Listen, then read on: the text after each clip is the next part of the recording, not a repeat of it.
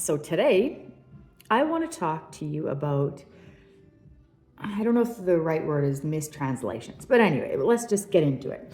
So this morning I was reading Hebrews chapter 9, and I'm going to start, I want to read you a few verses starting in verse 15. So it says, "For this reason, he is the mediator of a new covenant, so that since a death has taken place for the redemption of the transgressions that were committed under the first covenant, those who have been called may receive the promise of the eternal inheritance.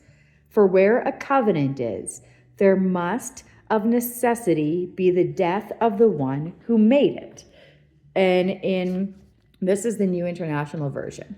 In the Easy Reader version, which I have on my phone and I use quite often, it says, instead of covenant, it says will, which isn't, I don't think, the perfect translation, but it's also good to compare these words because it's not quite covenant as we think of it, and it's not quite a will as we think of it. But so, for where a covenant is, there must of necessity be the death of the one who made it. Like we think of covenant maybe as contract, and you can be alive with a contract, but you can't be alive with a will. So it's kind of a good thing to have both of those translations. For a covenant is valid only when men are dead, for it is never in force while the one who made it lives. Therefore, even the first covenant was not inaugurated without blood. Now I'm going to go, and this is a verse that many of you will be familiar with. Some of you will be familiar with that one, but many of you more with what I'm about to read, Daniel 9:27. And that whole chapter is an amazing chapter, but I'm just reading this one verse. "And he will make a firm covenant with the many for 1 week, but in the middle of the week he will put a stop to sacrifice and grain offering, and on the wing of abominations will come one who makes desolate, even until a complete destruction, one that is decreed, is poured out on the one who makes desolate." And so obviously these, you would think that they're both talking. Well, I won't get into any other part of it besides the word covenant.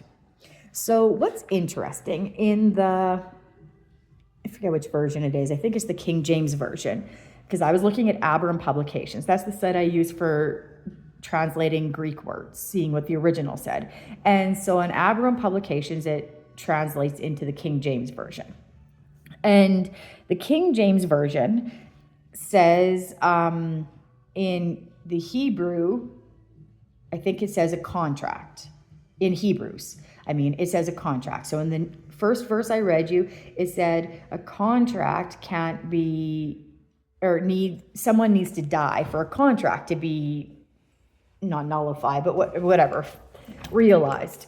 Daniel, looking at the Greek words used in Daniel 9:27, like in English translations, that word was covenant.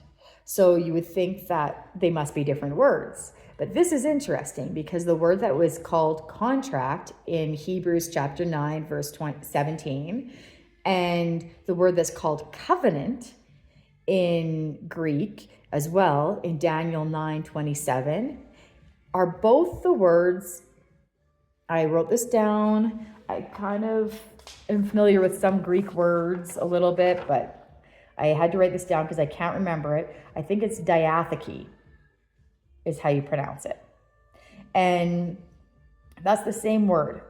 So why, and this is just something I want you to think about. Why did, and I'm not saying it was intentional, might have been, but might not have been. Why did the translator of, let's say, one whole Bible find it was okay to use the Greek word, to see the word, the diatheke in the Old Testament, in Daniel, which everyone assumes to be about eschatology, about the end times, let me put that in quotes, end times. So anyway, everyone says, okay, that word is covenant. He came to confirm the covenant. But in verses like Hebrews, where it's talking about if you want the old covenant to be done, someone has to die. So the old covenant, that would be like the agreement in the Old Testament where people had to sacrifice bulls and everything to cover their sins. That agreement someone has died, Jesus has died, and since he has died, he has confirmed that covenant, or I'm not sure, nullified is not the right word, but I'm just going to say nullified or completed, or not inaugurated, but nullified or completed the first covenant that he made, the old covenant.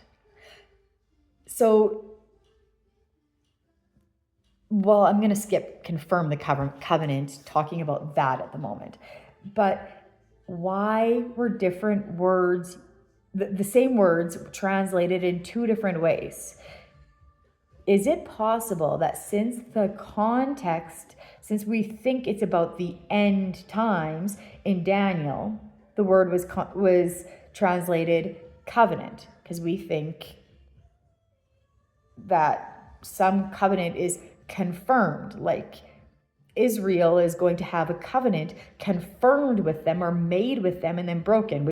Translator used their own preconceived notions to think that they could translate the same word that's used in the Old Testament 9:27 of Daniel and in the New Testament in Hebrews 9:17, same word diatheke, that he could translate them differently.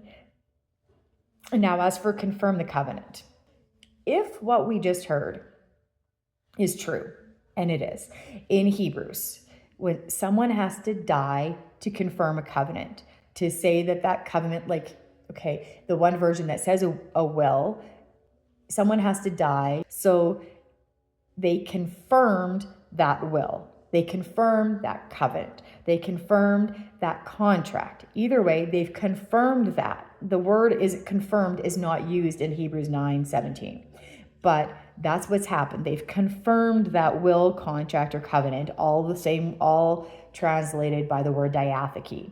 They've all done that. Now in 9:27 of Daniel, the Old Testament, which everyone thinks is about the end times, says that the Messiah or whatever, someone has come, no, it doesn't say Messiah, sorry.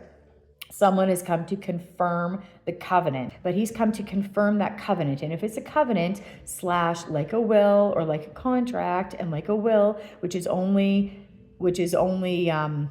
can only get what's in the will if someone dies, then you can only have the end of that covenant / will / contract. It was confirmed. The same way that you confirm the covenant, a will, and get it in Hebrews, is the same way that it's being confirmed. That gives a whole other meaning to what many people think confirm the covenant in Daniel 9:27 means.